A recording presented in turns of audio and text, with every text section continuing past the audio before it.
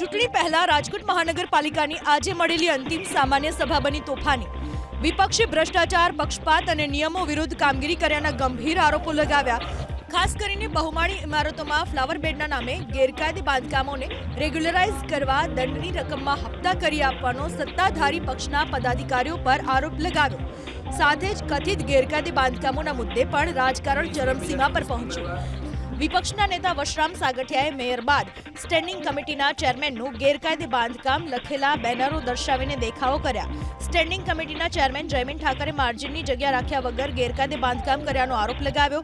તો જયમીન ઠાકરે પણ આત્મવિશ્વાસ સાથે સ્પષ્ટતા કરી કે આ પ્લોટ તેમના પત્નીના નામે છે, જે સંપૂર્ણપણે કાયદેસર છે. બાંધકામ ક્ષેત્રના તમામ નિયમોનું પાલન કરીને બાંધકામ કરવામાં આવ્યું છે. પંચવટી સોસાયટી શેરી નંબર 2 બગીચાની બાજુમાં ચાલતું બાંધકામ જે રાજકોટના સ્ટેન્ડિંગ કમિટીના ચેરમેનના બંગલાનું બાંધકામ છે.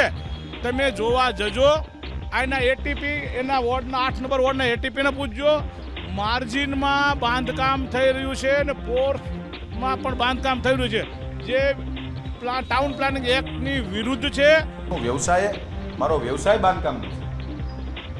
હું એવું નથી. વિપક્ષના સભ્યોએ જે પ્રશ્ન ઉઠાવ્યો છે, સ્વાભાવિક છે કે એને પ્રશ્ન ઉઠાવવાનો અધિકાર છે, પણ હું વ્યવસાય બાંધકામ કરું છું. હું પોતે બિલ્ડર છું અને મેં 1 ફૂટનું ગેરકાયદેસર બાંધકામ નથી કર્યું. મારા પત્નીના નામનો પ્લોટ છે, કાયદેસરનો પ્લોટ છે અને જેમાં હું બાંધકામ કરું છું કોર્પોરેશનના GDCR.